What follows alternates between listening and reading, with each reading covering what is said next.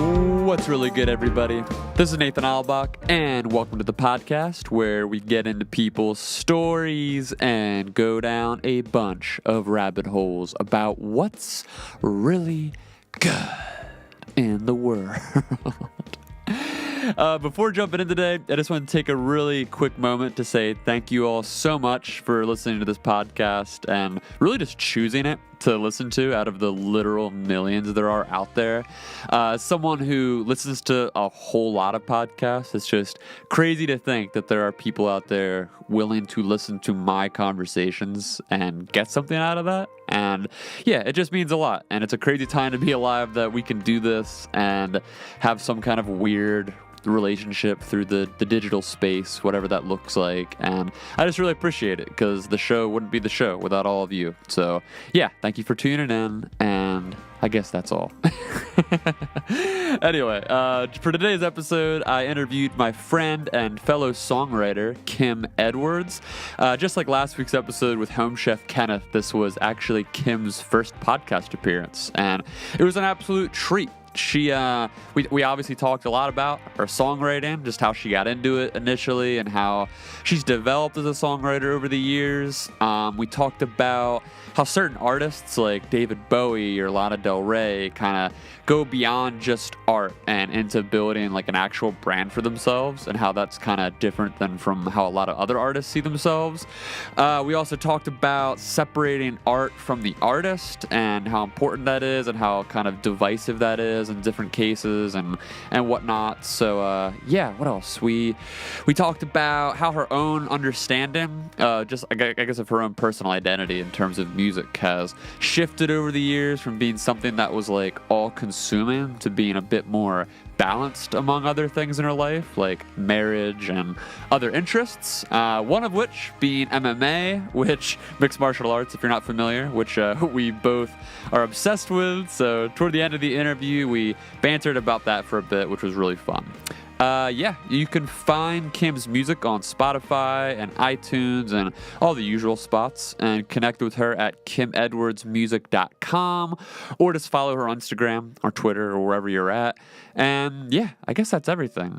Please smash that review button on iTunes with whatever star you think the show deserves, because feedback is literally everything.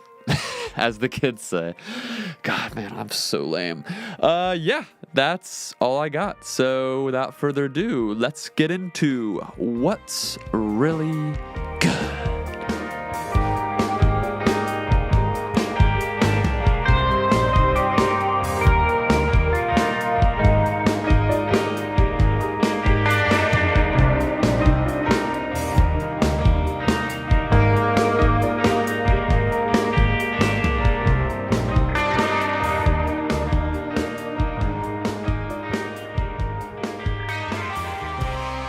Kim Edwards, thanks for coming on the podcast. Thanks for having me. So we were literally just talking a moment ago, so you just got into podcasts, your first time. Yes, I've never been interviewed for a podcast, so I'm super excited. But you've been interviewed before for like media or journalism or whatever. Yes. Yeah. Yes. But never for, were you on like radio shows at all? Yeah, there's a New York college station that sometimes I'll go out to Long Island and talk with Chris McIntosh. And okay. That's fun. That's cool. But no, just magazines and stuff like that here and there. Yeah. Little things. Are you more of a reader than a talker? Yeah, I think reading is nice, or writing back my responses, because I can be a little more measured. I get you can plan it, yeah. Yeah, I get very conscious, and even on the way here, I was like, I hope I don't say anything stupid. Dude, tell me. Don't say like all the time. I think, oh God. Or, I think this is episode 40. I don't even know, 47 or something like that. And every episode, that's what I think. I'm like, hey, this is going to be the one. I'm going to say something terrible. It's going to ruin my future. They're going to dig back like 10 years in the archives and find out that I said this one bad opinion or something. Right. Yeah. And I do all my own editing with them. So it's just funny because like I'll be going back listening and just hearing every every stutter, every It's the worst thing. Don't judge. But people don't, like, it's one of those things that when you hear yourself, you overthink it, but most people don't really care. Yeah, no, most people don't notice that at all. Yeah, thank goodness. So we're both Yeah. okay, I think. But yeah, so you're a songwriter. That's am. how we became friends, I think. Yes, Right? yeah, through John Hufford. Yes, John. Good guy, John. I haven't seen him He in forever. is. He's still playing all the shows I all the always time. see his posts. Yeah, he's a so hustler. busy. Oh my goodness, absolutely. Probably one of the most busy guys I know on the music scene. Well, someone's got to. I know. I know. I got sick of it after a while because I have this keyboard, and for me, I'm only 5 foot tall as it is, so the keyboard is my height, and I just got tired of lugging around Very heavy. a giant rectangle all the time. Man, so yeah, we were just talking earlier about how like it's kind of like leveled out as you've gotten married and all that. So I want to kind of get into your whole, for lack of a better word, journey as a songwriter. But like we can go back just to give people listening context to who you are, I guess. So like, what initially got you into songwriting? I wanted to be a composer, a film composer initially. Wow. Yeah, so I was 12, 13, and for whatever reason, I just got the bug to start composing, and I loved Disney scores. No way. Yes, that was like... They are the greatest of all time. They are, so I mean, totally. And John Williams, like the Jurassic Park theme, Star Wars, all that. But for whatever reason, I wasn't really an angsty teenager, but whenever I latched on to something, like I latched on hardcore. And so I remember just being obsessed with like the soundtracks and buying up like The Little Mermaid, Beauty and the Beast, Aladdin soundtrack, and being such a nerd about it, to the point that I actually wrote to the Disney publishing arm of in like Buena Vista. I don't even remember how I got this guy's email, but I was like 13 or 14, and I sent him an email, and I was like, I would really... I tried to frame it so it sounded like I was a college student. Oh my God. Because I was like, they're not going to give it to the kid. Yeah. And so I was like, I'm studying orchestration, and I'd really love to study some of the scores. How much would it cost to, get a copy? And this guy, he wrote back, and he was super nice. He's like, well, we'd love to send you some. Just give me your address, no charge. Wow. Yeah. And then one day, this big envelope came to my door, and inside were like these legal size sheets of, no joke, photocopies of like Alan Menken's handwritten score. And I was like, I'm holding the Holy Grail. That's amazing. It was. To this day, I was just shocked. And it was only like a couple songs that I had selected, and but still, it's among like the absolute most prized possession that I have. That's incredible. So in the beginning there was did you initially get into playing? Were you playing those types of scores initially? Yeah. So when I first started writing, it was all these very epic piano piano songs, and I had oh gosh, I don't even remember. It's like an old version of, not GarageBand. I can't even think. It was all MIDI. It was some sort of program, and yeah, somebody gave me all these sound fonts. That's what they were called back then, sound fonts. And I would write these instrumental scores that are now lost because they're on a floppy disk. No, oh my God. And I can't get them. Yeah, is there even a way? I don't think there's a way to transfer floppy disks to digital. No, it's so sad. There's some good ones on there. Wow. Yeah. That's wild. So that was the start. And then I don't even remember. I just gradually started writing lyrics to some of these songs, and it kind of snowballed from there. And yeah, here we are years later. I released my first album in 2012, Wanderlust, and then follow-up EP in like 2015, Lovers and Loners. And then 2018 was going to be like my comeback busy year. Yeah. And so I released a new single with Jared Salt called When We Were Young. Yep. Yeah, that's a great tune. Thank you. Yeah.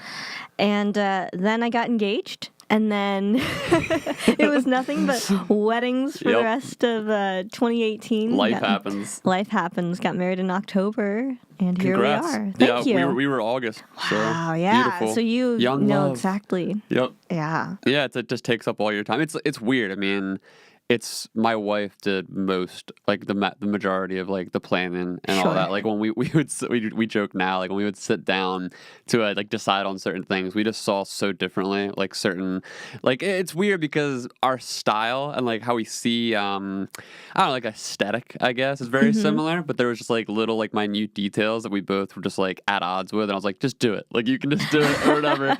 But it's just even with her taking on like the brunt of the work, I still, throughout that whole like last year, it was just like, man, this is like the main thing. It was like the main focus. Yeah. You know what I mean? Yeah. It's hard to focus on anything else. It's true. It's the biggest party that you'll ever Yes. throw, you know? Until you're dead. Until you're dead. And there's so many details you don't think about. And I wasn't even one of those girls that planned their wedding. You know, some girls are like, I know, since they're like 10 years Yeah. old and they got the list. they've and, got the vision for it. And a lot of it was like, this is all new. I haven't had to think about this till just now. I think that says you're an emotionally healthy person. Probably.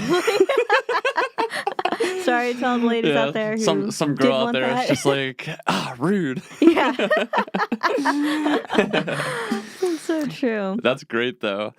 Just so, I mean, you kind of mentioned before you weren't really an angsty kid growing up. So, I mean, initially when you made that, whatever it was, gradual transfer from playing like more cover Disney type pieces to then developing your own pieces, was there a specific inspiration or anything that like drew you into creating? Oh, man. Or I think back in the day, Nicole Norderman. Do you remember Nicole Norderman? I don't think so. She was like this Christian singer-songwriter, very piano-driven, very deep and thoughtful lyrics. And I think that's what I've always been drawn to. Just like super thoughtful, kind of chill, low-key piano music. That's the theme. And then I'm trying to remember what I listened to back when I was 15, 16, 17. I mean, I grew up on golden oldies. My parents raised me on, you know, Beach Boys, Beatles, all that great stuff. And then once I hit college, I think Ingrid Michaelson, Regina Spektor, some of those quirky singer-songwriters. And now it's kind of morphed into, I like Vampire Weekend a lot. Like so many great artists out there. And but I think a common theme tends to be like classical meeting pop in some way, shape or form. So yeah, I mean Beach Boys is another one that just has, throughout my whole life, they've always been one of my favorite bands. Because your music is it's feel good. You know what I mean? It's kind of like an uplifting, which is in the songwriter spheres. I mean, it's usually your split, because you could be pop anything. You could be pop, country, indie, acoustic, whatever. But like usually it's split between your more I don't want to call it emo, but just more like emotionally driven, like darker stuff, like Bon Iver, like that type of stuff, or like you're more like Ingrid Michaelson, like you're more kind of like uplifting, a little bit more good vibe. So I get that from your music for sure. Yeah. No, I think my brother gave me the Pet Sounds album, which is apparently, you know, the greatest album. Yeah. Which I had not heard of. I only knew like their car songs, their beach songs, and so discovering kind of Pet Sounds was a whole new ball game of really, really different kind of vibe, and that fascinated me too. Yeah.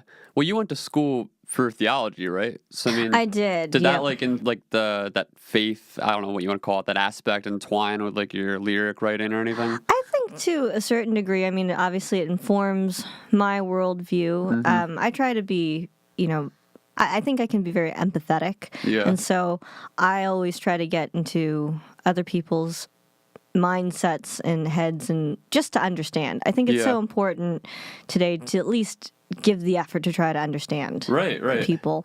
But yeah, I've always just written whatever was on my heart in that moment. Sometimes it leans more towards, I think, a more overt form of faith, but then a lot of times I think it just subtly weaves itself into it. Yeah. But it's kind of like whatever comes out, it comes out. Yeah, it's not like it's not like a strictly, I don't want to say agenda driven, but like some people write from a very specific, you know, sect. I mean, you talk about like whatever the amorphous blob of Christian music is. You know what I mean? Like people have like a certain, but then there's like artists who identify, I guess, as Christian. Like I think the recent, she's popular now. Her name, what is her name? Julian, you might know who I'm talking about. Julian, not Booker. Oh my gosh, I'm blanking on her name. Julian something. She's like an emo songer, really, really popular right now. She's like in that kind of Noah Gunderson vein. And I think she identifies like as a Christian, but like you listen to her music, there's aspects of that come out, but it's not like, it's nothing like what you would call Christian music. You know what I mean? Like it's like kind of like a different thing on its own. Sure, CCM is its own animal. Yeah, CCM. It really is contemporary Christian music for those not in the know.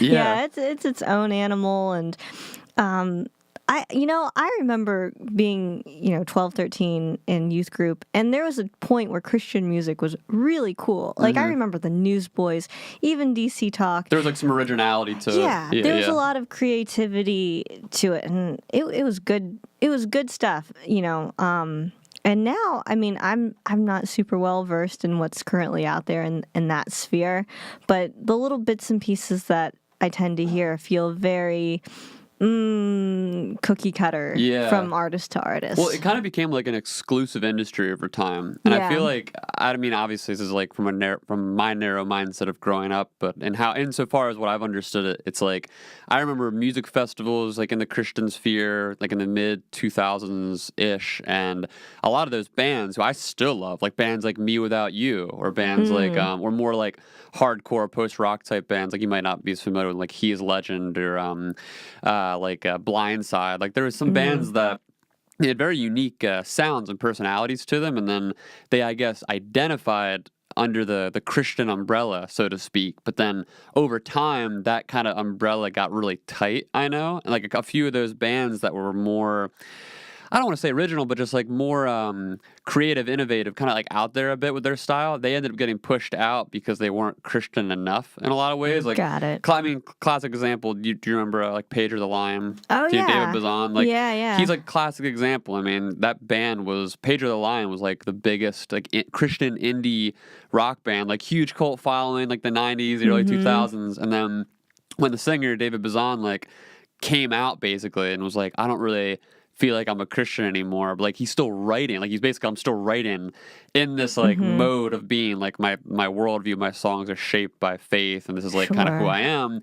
But he was ostracized from like that community. I think like that type of attitude kind of is very telling of the broader community, because like I feel like over time it's kind of become more cookie cutter, like you said, more like everything kind of sounds the same. Like lyrically, it's very safe. It's very it's whatever makes money. Like it's become an industry. So it's its own industry that they have to please. I think of Marcus Mumford, and I believe his family came out of like the whole Vineyard Church over in England. But I love Mumford and Sons. Yeah. I think their lyrics are really interesting, and they just hit enough points to make you think a little bit deeper about the song. Right. But at the same time, I mean, everybody goes through stuff, and I think what I like about people of faith who are able to songwrite are, as long as they're just honest, because not every day is going to be a great, wonderful day, obviously. Right. But just, this is real life. This is what you expect is the darker days. But it's always going to be through a perspective, I think, of your worldview and what do you believe about the darker days? Are you going to stay there? Are you going to get better? Or maybe you just need to hang out there for a little bit. Like, I don't think it's, the Bible even talks about like mourn with those who mourn. It's not just yank that mourner out and take them and, Guess gotta go to church more. Exactly. Yeah, I totally agree. Yeah, it's been interesting. Just I was curious if like you were part of that that scene or that community at all growing up, because I was like pretty deeply like you said, your parents kind of they had gotten you into some more of those like classical artists, and you kind of grew up inspired by like a range of sounds. Like for me, in my early years at least, like my parents are pretty, it's always weird calling them fundamentalists. They weren't like they weren't like fundamentalists in the sense of how a lot of people perceive that, like in their perspective. But in that time, I think they were probably more progressive than some of the more conservative sects in this area, at least. But like as far as growing up in a religious community, I mean, it was a very religious community, and very a lot of the music, I should say, that I grew up with was like strictly in that box until I'm like mid-teen years or so. So there was like a lot of, for me, just growing up in, like, as like a preteen and those kind of like formative years where I was kind of coming through this this lens of art that was seen, but it was basically Christian art, which is like, it took me a while to deconstruct what that even means and like understand like, oh, there's layers to this, like this is only one like community of art, and now there's all these other communities, and it kind of, in a lot of, I mean, I was really young and like obviously warped my perception in a lot of ways. But like again, like now that I'm older, I can appreciate a lot of it, and also be critical of the more like we're saying cookie cutter aspects of it that I think are problematic in the sense that they don't inspire great art. You know, like when you look at great art, like I'm listening to your music or just like an artist that I love, like a Noah Gunderson or a Bon Iver or Fleet Foxes, whoever, like some artist that's doing something different or that's going to move me. Like I want it to be honest, like you're saying. And I feel like, you know, over time that community, not the whole community, but a lot of it just tends to be strict on the honesty a little bit. Like we want to, because they have an image. It's a brand image. Right. I've heard it said by a friend who used to be in more of that scene in Nashville, and the conversation would always come back to what would Becky listen to, and Becky was like the Christian music's ideal persona of like, okay, she's probably a soccer mom, and listening to this sort of thing, you know. It was just that's like perfect. Yeah, just sort of, I mean, Becky. Becky. It's like Susan or like Linda. It's Becky. What would Becky listen to? I love that. Listen to? But you're right. It's true. It's an industry. Like any industry is going to find out, you know, what's your ideal target audience. Yeah. And so, I mean, it makes sense. I agree. It does not particularly inspire great art. Yeah. But I think that's it has its place. It has its place. Like Becky. I get Becky. Becky's perspective. Like if you're like a mom and you're trying to raise your kids a certain way, like you don't want to. I don't know. There's like that. It's like a closed off. Like you're trying to protect, basically, like trying to conserve like the worldview of your kids to a certain degree. And like part of me, I don't agree with it in that context at least, but part of me gets it. Like I get that innate desire to preserve, you know, and protect how your kids learn and like what they absorb. You know, it makes sense at least. Yeah, I think about that a lot. Like, I mean, some of the things that I listen to, you know, Lana Del Rey is one of my favorite artists. You know, but her content is not always, you know, something that I'd want my baby. So provocative. Yeah, my baby niece listening to. Right. It's the sort of thing though that I love Lana Del Rey. Yeah. Like, but you know, I think that certain. I don't know. My parents, they weren't super restrictive, I think, but I never had a desire to go out and listen to something that they would have disapproved of. So I think some of it is just, you know, you raise your kids and you introduce whatever music you want, and if it comes out, I don't know. Well, there's not a lot there. They kind of figure it out. I mean, it's like I remember like when, at least like in the dawn of the digital age, like when we were growing up, at least when like LimeWire was huge. And I remember like my parents didn't know what LimeWire was. Like they couldn't stop me from downloading whatever music that I wanted. I haven't heard that name in so long.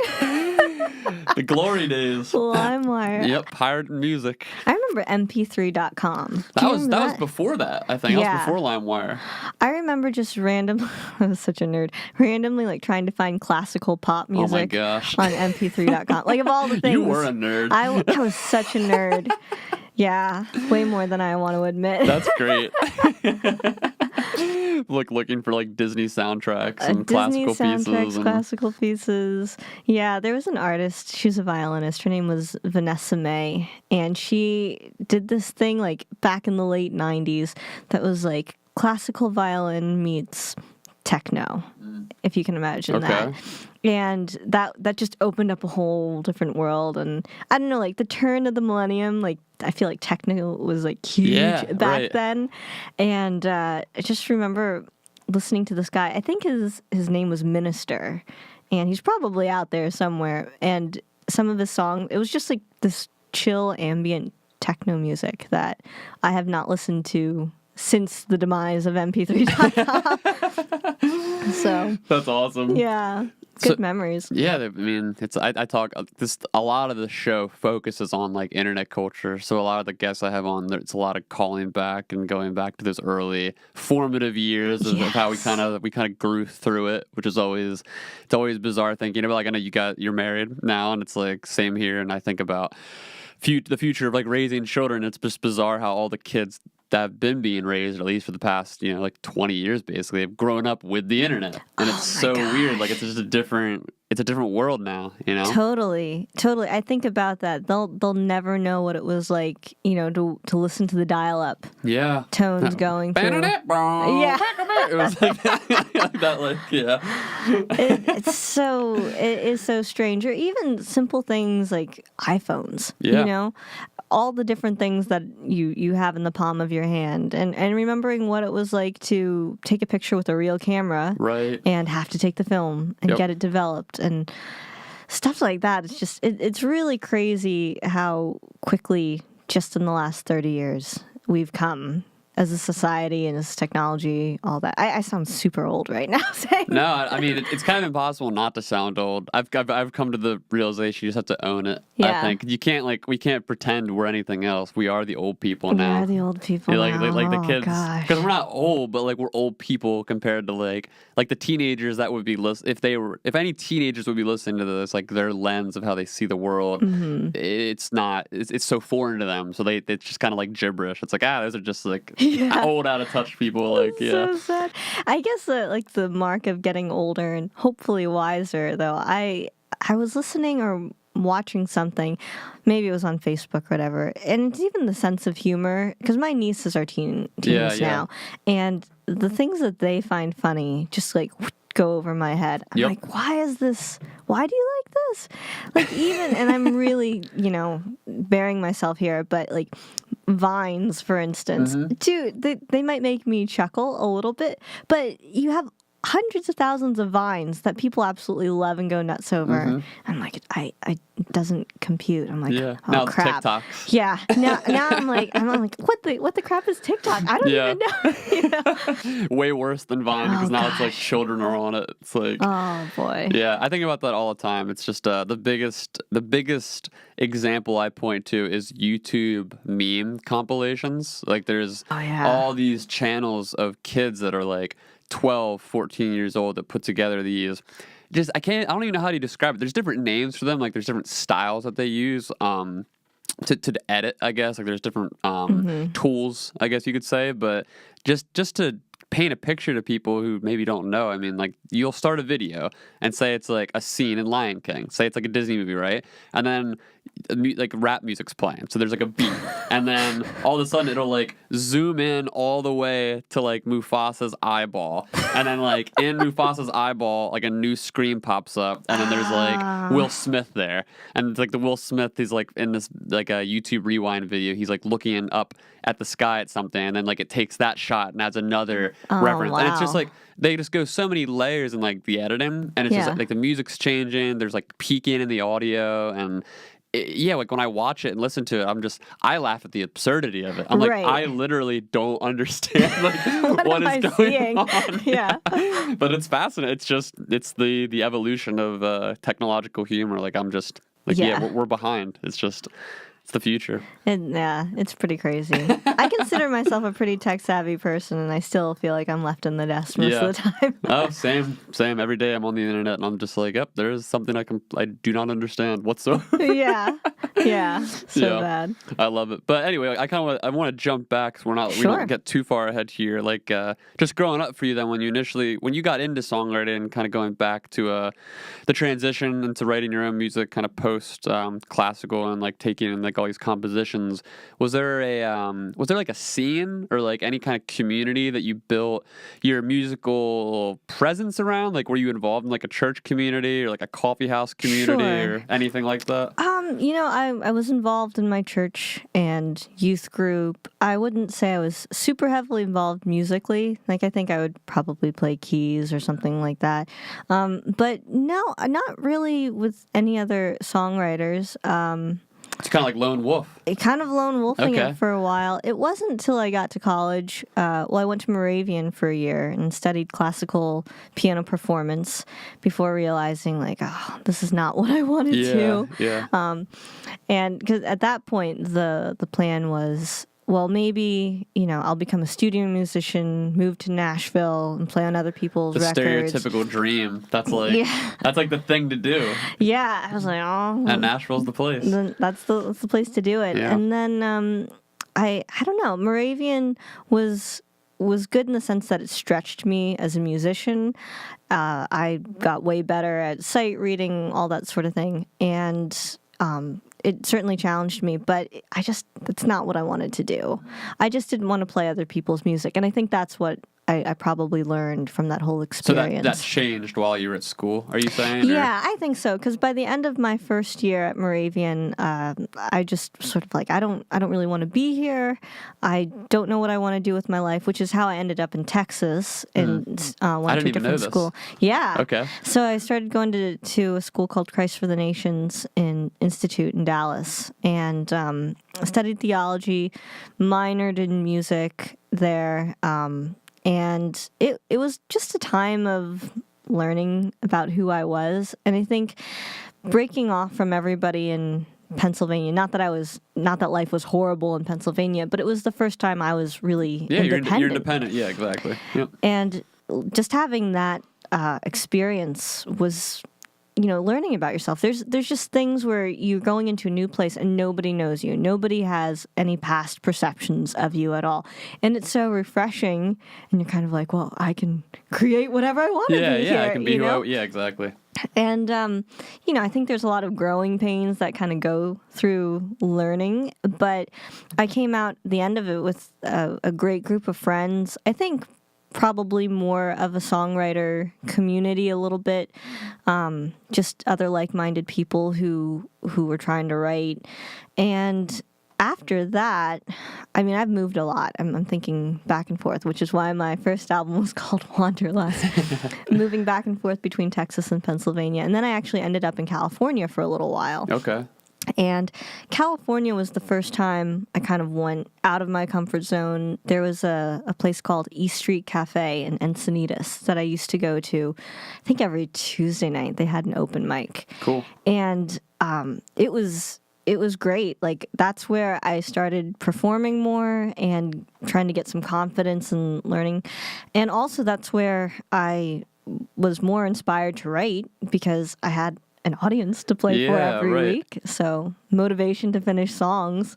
So I met a lot of musicians and who are still good friends to this day. Yeah, and you had like more experience, I guess, that time too. I always tell people like living is one of the most key elements to being a songwriter. Like you can't just like be at home, like just being the same old boring. No. Yeah, like you have to grow in some way. You don't have to like move everywhere, but like you have to do something to provide yourself an experience, like something that's going to inspire you to create a story. Like you can't just you can only write so many songs about wanting to get out of your house or your hometown or like breaking up with someone or whatever. Like these are like the things that you start with and then you move and you can kind of grow as a person. Did you like in that time period, I guess, where you're saying that you kind of were like figuring yourself out, like was there any particular type of songwriter you wanted to be? Like was this like a big like long-term goal, or was this kind of just like you liked it and you were just doing it for yourself? I think for a long time there was just a huge lack of confidence as far as I think what I want to do is something to do with music, but who am I to think that I could actually be a singer-songwriter or even have the voice for a singer-songwriter, etc. And so I think that whole time of being in school and being in Texas was sort of a gradual progression of eventually feeling confident enough to just, hey, I'll just try it. Yeah. And then, it's secretly what I want to do, but it just took a couple of years to even gain the confidence. Oh, people actually like it. They want to hear it. Right. And like from 2000, so that album came out in 2012, your first one, the Wanderlust, and then from there to 2015. I was gonna say from there to, I'm trying to think, 2015. You're pretty like active. You're doing it pretty frequently, right? Yeah. So my album came out in like March of 2012. I did like a little East Coast tour, which was basically a lot of living rooms, coffee shops, that sort of thing. And then 2013, 14, I played quite a bit of shows, some with John Hufford. Yeah. And just played out a little bit. There was a lot of, working temp jobs so that I could make enough money so that I could work on the next album project. They cost money. It does. To do them right. Yeah. People don't even, they don't get it, you know, how much money goes into making an album. Yeah.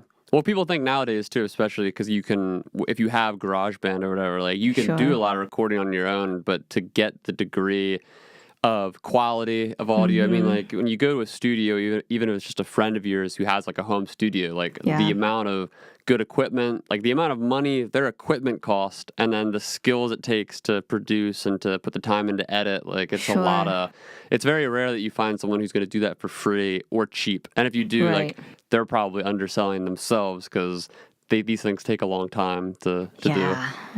A good mixing and mastering engineer is worth their weight in gold, I think. You know, and it's hard because as an indie artist, you're strapped for cash most of the time. But I wish that indie artists would try to plan out what they're going to put their money in. And I think so much of it comes down to like a good mixing and mastering guy can make all the difference in the world. Even if you don't have a great setup, they can make so many things that sound bad initially sound so good. Right. That's so true. Do you, so like kind of going back to that time period then, I guess when you were like really more deep in the hustle, because I know you said like recently you've kind of calmed down a bit with it, but over the course of the past few years, like how much would you say that being a songwriter has kind of like defined your personal identity, for lack of better words? You know, after Wanderlust came out and the initial excitement kind of wore off, 2013, I remember, was a hard year because I felt like I couldn't write after a while. And some of that was, I think, being a really harsh critic of myself and listening to good music. You know, you have a bar that you set and you're like, why don't I sound like that? Oh, God, it's the worst. It is so the worst. Yeah. And I just kept shooting myself in the foot. And so there was a whole stretch of time in between those years where I was pretty lost and pretty, you know, if I'm not the singer-songwriter, like what is my identity? Yeah. You know, and I know that we all like to say, you know, it's who you are. You know, it's not like what you do. But if we're real, I feel like what's the first thing that you ask a person when you meet them? Oh, nice to meet you. What do you do? What do you do? Exactly. And it's difficult to feel like you can say I'm a singer-songwriter when the last song you wrote was like a year and a half ago. Yeah. And so there was a whole point in my life where I was like, do I want to do this anymore? And I think it really did come to light how much I was deeply investing my identity in only songwriting. And so then when you put yourself under that kind of pressure, think, oh, well, I only want to write like these kind of top caliber songs, and you consistently don't hit that mark. And I have, you know, a very averse fear of failure. It comes down on you like a hammer. And it's like, oh gosh. So there was a whole winter, spring, I don't even remember what the years were, but where I just started exploring different interests and things like watercolor or things like MMA or just trying to get into different things and figure out, okay, spread your eggs out, right? Yeah, and it's like who am I outside of this? Like what other things do I like? Because for so long I was so hardcore focused on just want to do the music thing, the music thing. Yeah, then every time you fall flat, then it's just like the end of the world. Like I can think that was, I mean, I experienced the exact same thing. I mean, like so many years, like when you're investing, it's not like most other things, in the sense that like if you are like I'm trying to think of something, like if you work for like a certain type of marketing firm, like I work in marketing or advertising, or if you do like certain like business or finances or whatever, like you can make that your job without making it like your full identity. Like most people, I think, that go throughout life, like they find a job, maybe they enjoy it, maybe they don't, but either way, they come home from that job and then they like watch sports, or like they watch the news. Like they have like their thing that they kind of like gets them off in a way. You know what I mean? Like it's like, oh, like I love watching political debates, or I love watching this sports team or whatever, and that becomes part of who they are. I mean, hence the whole why people get so crazy over sports. It's like people are just so invested because it becomes part of who they are. But like in terms of something like art specifically, I mean, you can be passively into painting or sketching or whatever, but when you're doing, and even songwriting, but when you're doing songwriting as like your thing, like when you're investing money into recording, and you're trying to book shows, and you're producing music and you want people to listen to it, when you're doing this as like a hustle, it's literally like you're putting your body and your heart on the line, and then when it doesn't pay off, it's just like you feel like it's being trampled on, and then like you said, on top of that, like you have the constant inevitable comparison of like what not just the people around you are doing, but like all these amazing artists who you see them being successful, or like my big one, I know, like I would always get so mad when younger artists would just like blow up, and I'm like, are you kidding me? Like I've put in so much work, and like this kid is just blowing up. Like the recent one, like Billie Eilish, you know that girl? Billie Eilish, she's like 17 or whatever, and like top of the world, like best-selling artist. I'm like, how the hell? Like it's a very, very weird world in terms of like personal identity, which is why I like asking that question, because like I know for me, like I had a crisis for years, I mean, on and off, and like who I was, because like I put all my eggs in that basket, and it's like I don't know, it's hard to jump ship, and I think in a way you didn't have to jump ship, because now you just like spread yourself out, which is like the healthy thing to do. trying to be healthy. Yeah. Well, Billie Eilish, for instance, you listen to her and you're like, oh man, dang it, she's so good. Yeah. You know, that one song, "When the Party's Over," is like my latest musical obsession, and just so great. But yeah, it's true. I think, like, looking honestly at myself and saying, okay, here's a bar, and man, I fall short of it. And I think what scared me the most was maybe I'll just never be that good. And that comes down to like an intrinsic like identity crisis, like you're talking about. Whereas, you know, there's so many different thoughts on creativity these days, and I watched this one Elizabeth Gilbert TED Talk, and it was really fascinating. She brought up this point where it said, for centuries, people said creative artists would have a genius, you know, and if your work sucked, then it didn't matter, like the muse wasn't there, it's not your fault, and they could separate that out. And then somewhere along the lines, we switched it from having a genius to that person is a genius. And how unhealthy that kind of is for artists today, where the pressure's all on them. And so I think after having listened to that, I've been really trying to do a better job of separating that from me. Like, my work is certainly a part of me, but I'm not going to let that be the end-all, be-all to defining me. Yeah, so. I think too, I mean, that's like a curse you see across the spectrum with artists. I mean, it's the classic tale where like an artist puts out a debut album and it's their best album ever, and then everything after that album is just not as good. And like, how much of that perception of those other albums not being as good, or those songs not being as good, has to do with our like weird cultural craving to be like, you have to sound just like this one thing that we all loved that you did, and then it just cripples the artist, because like you're trapped in this thing where it's like, oh well, this thing I produced at this specific time in my life with all this specific context surrounding it, people loved it, and now they want more of that, but I'm not that person anymore. I already did that thing. So it's like, how do you separate it then. Like I know like Bon Iver, like Justin Vernon, that was a big thing with him because he like had to step away for years from producing music just because of the expectation and the perception of him being like a god among indie musicians. And he always in interviews was just like, I hate this. Like I don't want to be this guy. Like he's like this stoner, super like chill, like I don't give a crap, like in these interviews, whereas like people were interviewing him expecting there to be some kind of like mystical like thing that he's gonna offer some kind of sage wisdom, you know what I mean? But like he's just like a dude. Right. And I think that's like the crazy identity thing where it's like, yeah, like we just put this expectation on artists to be like, you have to be this thing because you produce this thing, and it's almost never the case that the artist is the art. Like those things are usually so separate. Sure. You know? It's weird, though, because culture, I think, does feed into it so much. I think of, like, a David Bowie. Like, if you encounter David Bowie, like, holy crap, you're going to expect David Bowie or Bob Dylan or whoever to act a certain way.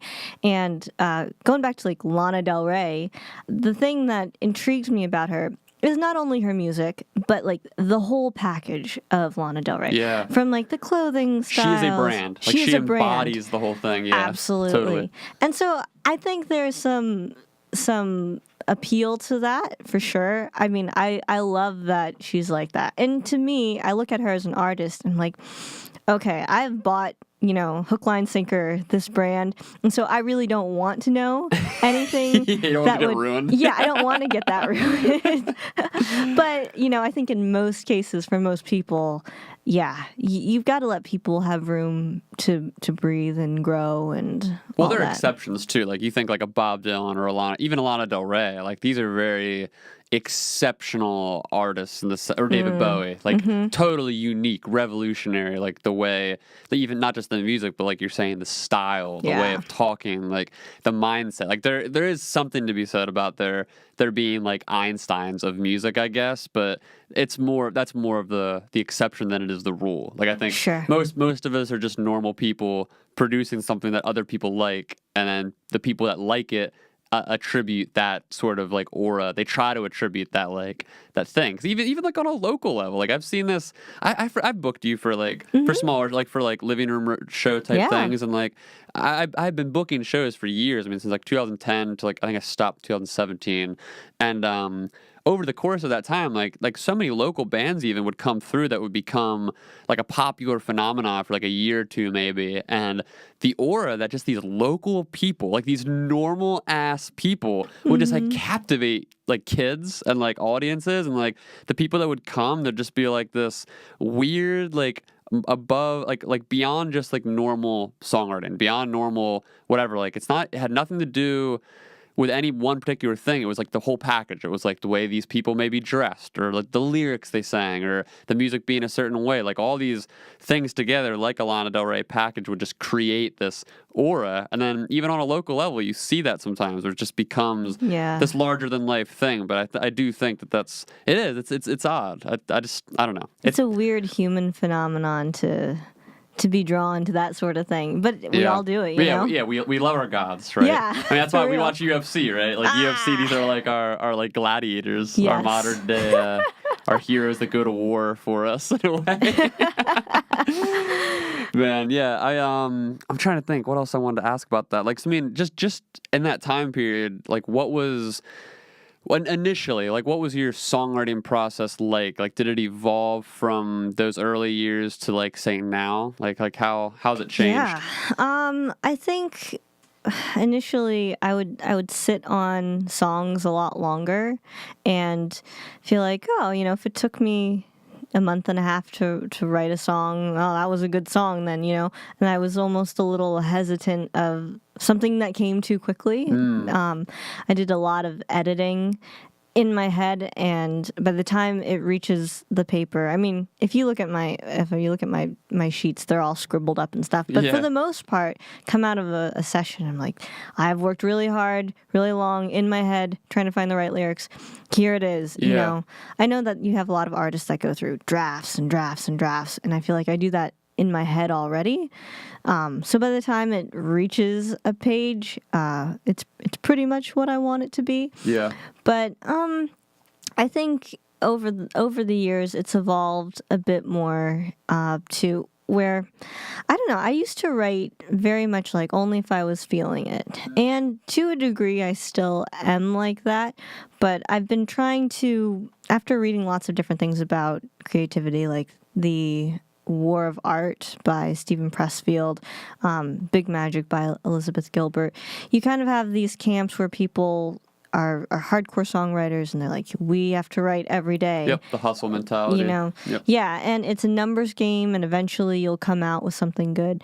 And then you have the other people who are like, I write once every 6 months. Whenever I it feel touches my soul, yeah. Yeah, exactly. Yeah. And I think I kind of leaned more towards that. But then I would find myself getting very frustrated for not being productive. And so I think I've tried to strike a balance where I force myself. Recently, I started taking these workshops with Allie Moss and Bess Rogers from Ingrid Michaelson's band. And they have something called Thinking Outside the Blocks. And it's an online workshop. There are different parts to it. And part 3 is this 4-week session where at this point, you've already written and they're kind of familiar with your work. And so they send out very personalized assignments for you to work on to kind of stretch you. And the darndest thing is, so basically you're writing a song a week for 4 weeks. Torture. Yeah, and I had to get to the point where I was like, okay, this doesn't have to be the next thing I put out on the album. This is just an exercise. And surprisingly enough, like, I think that's the most shocking thing is every time I'm able to come up with something. And for the last 10 years, I take the month of January to write a song every day. And, song kind of in loose quotations. Of course, yeah. More of an exercise, like you're saying. Yeah. Usually it's like, if I get a verse and a chorus, it's a good day. But the point being is like to kind of clear out the pipes, write every day, keep those mental tools sharp. But by the end of it, I mean, obviously doing 30 days in a row is a lot, but by the end of it, it's really exhausting. Yeah. Because I think as an artist, I want to produce something that I'm proud of. And even on the exercise level, it's still hard for me to separate. Right. And I still think, oh, man, all I'm doing is producing garbage, Yeah, like that's a constant, like, just a just a constant hurdle in the sense where you're always going to be in that Like, I think good artists are cursed with that. The comparison paradox, I guess you could say, where it's like you have to acknowledge, and we both acknowledge this. I would say that there's levels to this shit. I mean, there's like, you can't say that comparison is irrelevant because obviously there are your Lana Del Reys, and then there's like the me. You know what I mean? Like, there's a huge gaping difference in skill and output and talent and all of that between me and Lana Del Rey, and that's a fact. Like, there's some people, like maybe someone like Elizabeth Gilbert might dispute that. Maybe it should be like, oh, everybody has their own gifts or whatever. That's fine. Some people can think like that. That's totally fine. I get where they're coming from with that. But from my perspective, I view things like there is a scale, somewhat of a scale. Like there's amazing music, there's mediocre music, there's bad music, and everything in between those. And as artists, like, we know this on some level, like whether we overtly acknowledge it or we just kind of like subconsciously understand it. We know that there's like a comparison there, and that comparison's good because it drives us to produce better stuff. But like, it also curses us and and cripples us in a way because ultimately, it shouldn't be mine or your goal to be the next Lana Del Rey. Right. You know what I mean? Like, just like it shouldn't be like some songwriter who's like 13 right now starting out to be you. Because like there's this constant, like, you can always, like, Lana Del Rey can find someone better than her. You know what I mean? And I can find someone worse than me. Like, there's this constant cycle of just like, you're never going to be the thing that you think is the thing you want to be. Like, that's just, it doesn't exist. Like, there's no perfect thing there. But yeah, when you're like putting it all on paper and you're trying to like do the hustle thing and you're just doing output, like putting stuff out there, I can imagine, I haven't done it to that degree. Like, I haven't done like a song a day type of thing, but that sounds like it would be the more so a test of like your mental fortitude toward like how you look at yourself than it even is as like stretching those muscles, because it's like, or just as much, you know. Sure. Yeah, it's definitely taxing emotionally and mentally. I think what I learned from it the most shockingly is just I still do it, Something comes out, whether it's good or bad or just outright surprising. Like this past January, I wrote a song basically about like a post-apocalyptic Fallout 3 kind of world. Cool. I was like, well, that's not something I would ever normally do. But that's also the joy and the freedom of it, about writing these like ridiculous songs that aren't for any purpose other than to just say you accomplished something. Yeah. I love it. Yeah. Do you like just generally speaking, do you find that lyrics come easier to you or music? Or is there like one that comes first or I think music comes easier for me. Lyrics I get really choosy about.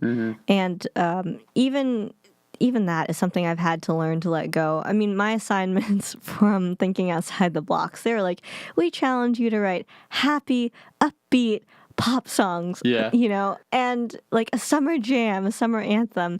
And initially it took a long time for me to like switch my brain to not write this like really, epic and deep meaning thing.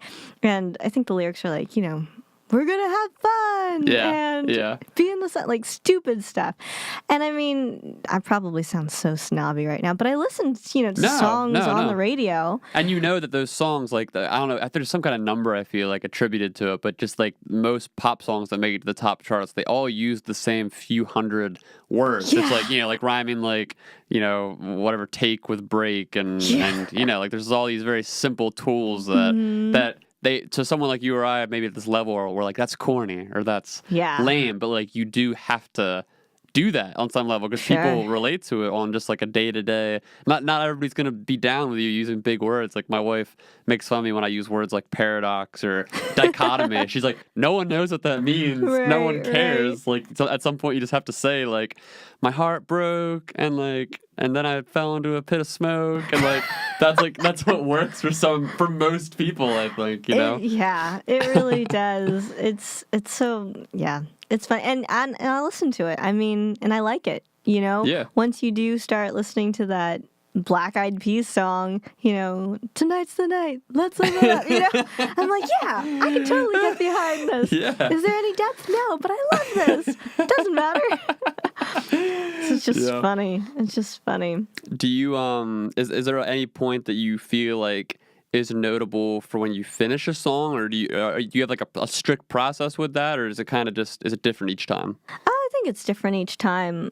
Sometimes I'll write like a lot of lyrics, just kind of burst and think, okay, well, I'm not going to do all these verses or all these things and kind of pare it down. But I think for the most part, I know when a song is finished. Yeah. I think either just, that's easy for me, I think, to just know when to stop touching it. No, that's good. Some people just don't. Some people just like they sit on it forever and just keep going back, keep tweaking it, keep editing it until you just completely destroy it. I think production-wise, I can do that. Okay. And I'm like, oh man, so you're not immune to this. Yeah. Should there be a synth pad? Yeah. No. Maybe this kind of. Yeah. I can go over that all day and just drive myself nuts. Yeah. So I know we kind of talked about throughout this just your process and how you've gone from like you hit that initial stride of just like wanting to be a songwriter 2012-ish, and you kind of like took a step back with the identity stuff, and you kind of like gone back and forth a few times. But I know now you're married and you've taken a little breather, I guess you could say. Sure. But how active have you been recently in terms of like just this like songwriting or playing shows or making this part of your life? Oh man, I haven't played any shows in a long time, at least probably a year and a half, maybe 2 years. And songwriting has picked up. I mean, last year was really busy with wedding stuff, obviously. But I think taking these courses, these workshops through Thinking Outside the Blocks with Allie and Bess has really been a great way for me to kind of like dip my toes back into the water.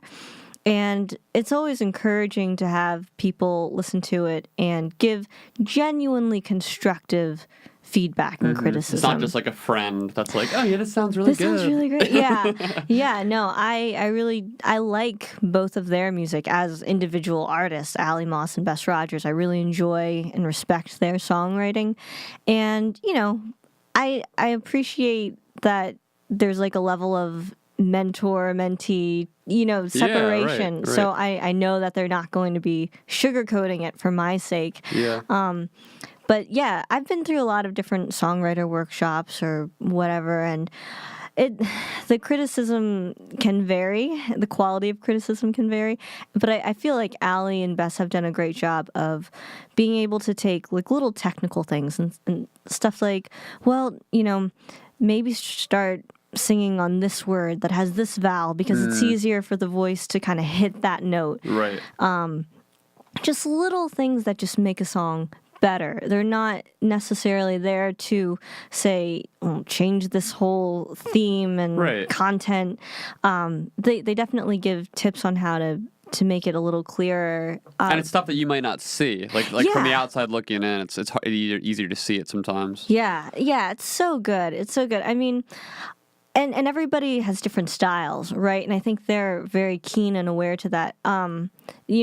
Berkeley, for instance, has their songwriters courses and stuff, and nothing against Berkeley. Berkeley is a great school. Of course. But I took this one online course. It was like a free lyric writing course, and Pat Pattinson is like the god over at Berkeley, and his lyric style though is very, very specific, and it's just not the sort of thing. I mean, if you took Bon Iver's lyrics over to Pat Pattinson, he'd be like, "What the hell is this? Exactly, this is never gonna make it." Right, and so it's hard to have any fast and hard rules to that. Right. But I think, Allie and Bess have done a really good job of being able to kind of see, okay, this is who you are, this is what you're about. Let's just help you get better at it. And that's been such an empowering experience for me to not have judgment or criticism on the things that really matter, like the core of a song. And just like, okay, I just want to get better at the process of writing. Yeah. So, highly recommend them. I'm totally plugging them right now. No, that's great.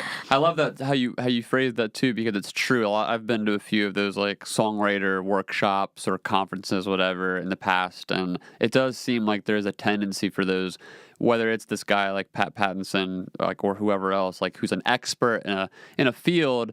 Experts tend to have a very narrow view of what is successful, and then like there isn't a one size fits all. I mean, you look at the success of various musicians and bands and songwriters, like there's not like, you can't point to it and be like, oh yeah, this is like every artist needs to write like Taylor Swift. Like that's not, it's not true, and it's like counterproductive, and you get that a lot with workshops where you present a song and it's like, oh, well, the way you use this word or this subject matter is not relevant, or like this style of phrasing, like people are going to be confused by this. And it's like, well, hold up. Like this is my style. Like I'm bringing this to you to help me hone it. Like I don't want you to change it. Like I think that's the goal of most, unless you absolutely suck, unless you're like at the very, very entry point. Like if you're like, you just started songwriting and you don't know what's what, you don't have any structure, then I guess that would make sense. But like if you're a songwriter, like, or I should say, if you're attending one of these things, in most cases, I think you're already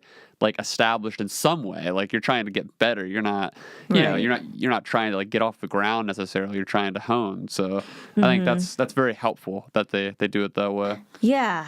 I remember being at a workshop in New York City, and it was for a bunch of songwriters applied, and only a couple got in. I was one of them, and I think had I fully realized like what it was about, and truly at the end of the day it was all about commercial pop music, and had I realized that, I might have been able to go into it with like, okay, this is what I know what I'm getting into. Right, expectations. But I went into it thinking, oh, I'm just a songwriter, and they happened to like this one song that was kind of pop, and they totally like did not get any of my other my songs because it wasn't anything that you're gonna hear on top 40 radio. Right.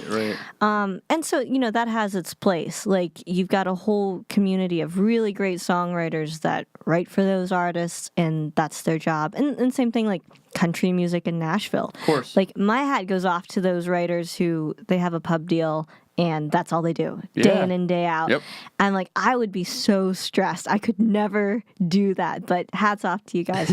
But I think it's important to, as an artist, have that delineation where okay, am I going to be this type of songwriter or am I going to do that? Or you can do both, but just, have that expectations for yourself so you're falling, you're not trying to fall into one bucket and wondering why the heck are you not working out? Yeah, well, that's so important. I mean, like, okay, let me flip that back to you then in a way, because like what, at this phase of your life, like what do you feel like is your, I guess, not identity now, but like in terms of like, how do you see your future in songwriting? Like, do you have like a better idea of what you want to do or where you want to go? Sure.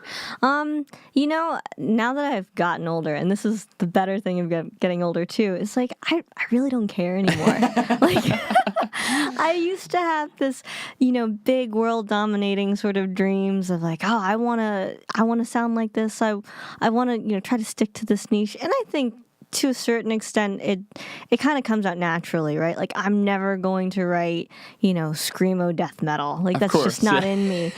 But I just want to write music that I like and something that I'm happy with. I think for a long time after that one workshop that I took in New York, like, it sort of screwed with my head a little bit. And I was like, well, what am I doing? Am I just wasting time, like, writing? Yeah.